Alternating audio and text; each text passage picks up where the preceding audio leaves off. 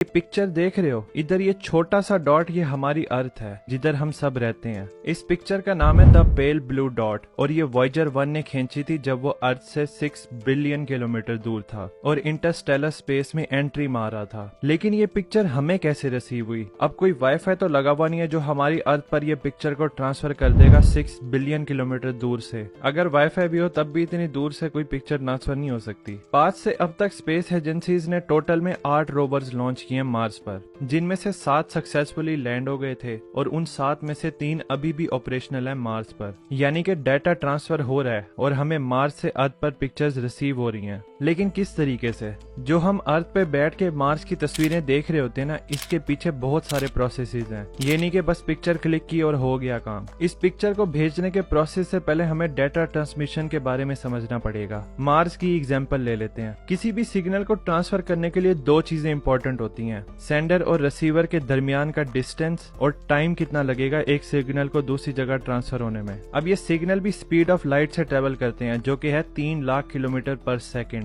अब क्योंकि ये प्लेनेट सन के गिर्द रिवॉल्व करते हैं, तो जब मार्स अर्थ के सबसे ज्यादा करीब होता है तो 4 मिनट लगते हैं सिग्नल को ट्रांसफर करने में मार्स पर, और जब वो अर्थ से सबसे ज्यादा दूर होता है तो 20 मिनट लगते हैं। मतलब जब अर्थ और मार्स सबसे ज्यादा करीब हो तो 4 मिनट सिग्नल को पहुंचाने में लगेंगे और 4 मिनट सिग्नल को रिसीव करने में लगेंगे वापस अर्थ पर, तो टोटल में 8 मिनट का डिले आएगा। जब हम फोन पर भी बात करते हैं ना, तब भी यही होता है, सेंडर और रिसीवर वाला काम। क्योंकि सिग्नल भी स्पीड ऑफ लाइट से ट्रेवल करते हैं तो हमें डिले महसूस ही नहीं होता और हमें फौरन अगले बंदे की आवाज सुनाई दे रही होती है। जितने भी रोबोट्स और स्पेसक्राफ्ट आज तक अर्थ से भेजे गए हैं, उनके सिग्नल्स को डीप स्पेस से कैप्चर करने के लिए बड़े बड़े रिसीवर्स की जरूरत थी। तो इसके लिए अर्थ की 3 डिफरेंट लोकेशंस पर डीएनएस यानी डीप स्पेस नेटवर्क को डिप्लॉय किया गया है ताकि वो वीक से वीक सिग्नल्स को भी कैच कर सकें। पहला गोल्डस्टोन कैलिफोर्निया में लगा हुआ है, दूसरा मैड्रिड स्पेन में है और तीसरा कैनबरा ऑस्ट्रेलिया में। इन डीएनएस को डिफरेंट लोकेशन पर इसलिए लगाया गया है क्योंकि अर्थ रिवॉल्व तो करती है सन के गिर्द, लेकिन साथ में रोटेट भी करती है। इसलिए अर्थ की कोई भी साइड हो वो डीप स्पेस से सिग्नल को कैच कर ही लेती है। अब ये तो देख लिया हमने कि डाटा सेंड और रिसीव किधर होता है। अब ये समझते हैं कि डाटा किस फॉर्म में आता है अर्थ पर। मार्स के इन रोवर्स की एग्जांपल ले लेते हैं। ये है परसेवरेंस रोवर।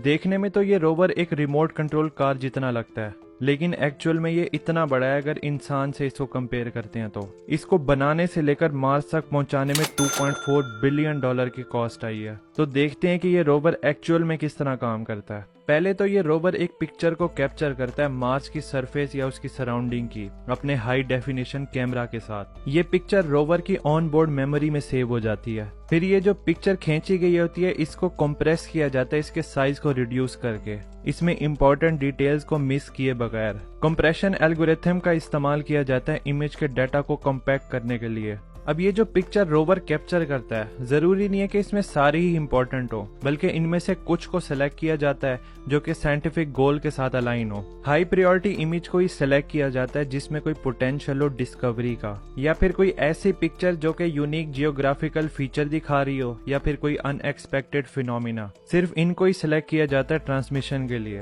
चलो अब पिक्चर भी सिलेक्ट हो गई और उन पे कंप्रेशन एल्गोरिथम भी लग गया, लेकिन इन रोवर्स के रिसीवर इतने पावरफुल नहीं होते जो कि अर्थ के साथ डायरेक्ट कम्युनिकेशन कर सकें। तो इसके लिए 2 ऑर्बिटर्स हैं जो कि मार्स के गिर्द चक्कर लगाते रहते हैं। इन ऑर्बिटर्स में बहुत ही पावरफुल कम्युनिकेशन और एंटीनाज लगे होते हैं। जो भी कोई कमांड या फिर डाटा ट्रांसफर करना हो वो अर्थ से पहले ऑर्बिटर्स को रिसीव होता है, उसके बाद वो ऑर्बिटर रोवर को भेजता है। सेम चीज अगर रोवर ने कुछ ट्रांसफर करना है तो पहले वो ऑर्बिटर को रिसीव होगा और फिर ऑर्बिटर से अर्थ पर ट्रांसफर किया जाएगा। तो ये ऑर्बिटर एक किस्म का मीडियम है जो कि अर्थ और रोवर के दरमियान कम्युनिकेशन करवाता है। खैर ये रोवर इस कंप्रेस्ड इमेज को ऑर्बिटर में अपलोड करता है और ये ऑर्बिटर डाटा को टेम्परेरीली स्टोर कर लेता है। इसके बाद ऑर्बिटर इस डाटा को अर्थ पर ट्रांसफर कर देता है और अर्थ पर मैंने जैसे बताया कि डीप स्पेस सिग्नल को कैच करने के लिए पावरफुल रिसीवर्स लगे हुए हैं। जब ये डाटा अर्थ पर रिसीव होता है तो इमेज के डाटा को डिकोड किया जाता है, फिर ओरिजिनल इमेज को रिकंस्ट्रक्ट किया जाता है वापस से उस पे एल्गोरिथम लगाकर, और साइंटिस्ट इसको एनालाइज करते हैं मार्स के इन्वायरमेंट और सराउंडिंग को स्टडी करने के लिए। इस पिक्चर को पब्लिकली अवेलेबल भी कर दिया जाता है ताकि आम लोग भी देख सकें कि मार्स किस तरह दिखता है। ये जो रोवर्स हैं मार्स पर, इनकी फिक्स मेमोरी होती है। इतने सालों से तो ये काम कर रहे हैं, फिर पिक्चर्स भी बनाते हैं और साउंड भी रिकॉर्ड करते हैं। इनकी मेमोरी तो फुल हो ही जाती होगी। इसके लिए इनके पास ना एक हल है। इनको डिसाइड करना होता है कि कौन सा डाटा रखना है और कौन सा डाटा डिलीट करना है। रोवर्स के अंदर ना एक सॉफ्टवेयर प्रोग्राम इंस्टॉल है जो कि डिसीजन लेता है कि कौन सा डाटा इंपॉर्टेंट है based on data priority, scientific values. जो डाटा इंपॉर्टेंट भी है और उसको डिलीट करना है तो ये मेक श्योर करता है कि वो डाटा ऑलरेडी सक्सेसफुली ट्रांसफर हो गया अर्थ पर। आप में से कुछ लोग ये जरूर सोचते होंगे कि ये रोवर्स अर्थ पर बैठकर चला रहे हैं लोग रिमोट के जरिए, या फिर ये बिल्कुल ही इंडिपेंडेंटली अपनी मर्जी के साथ काम कर रहे हैं। और ये डिसीजन कैसे लेते हैं कि कौन सी इमेज कैप्चर करनी है और कौन सा डाटा ट्रांसफर करना है अर्थ पर। इसका जवाब है ये दोनों चीजें।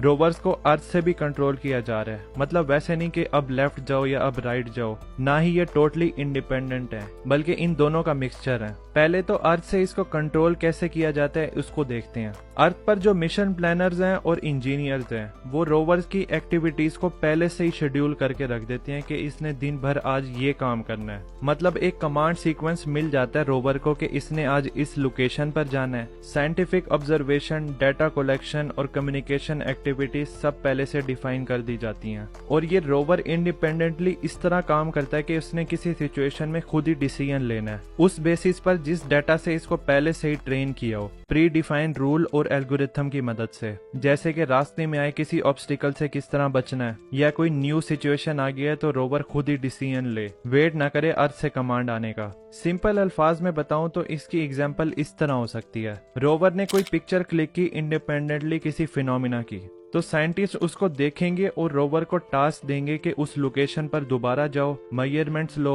मजीद पिक्चर्स खींचो और फिर डाटा को अर्थ पर ट्रांसफर कर दो। तो रोवर इंडिपेंडेंटली उस लोकेशन पर जाएगा, किस रास्ते से जाना है, ऑब्स्टिकल से कैसे बचना है वगैरह सारा वो इंडिपेंडेंटली करेगा।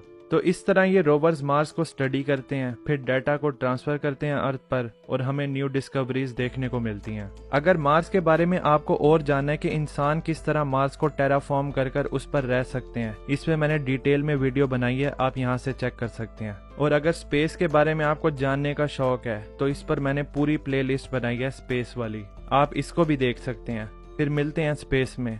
Thanks for watching.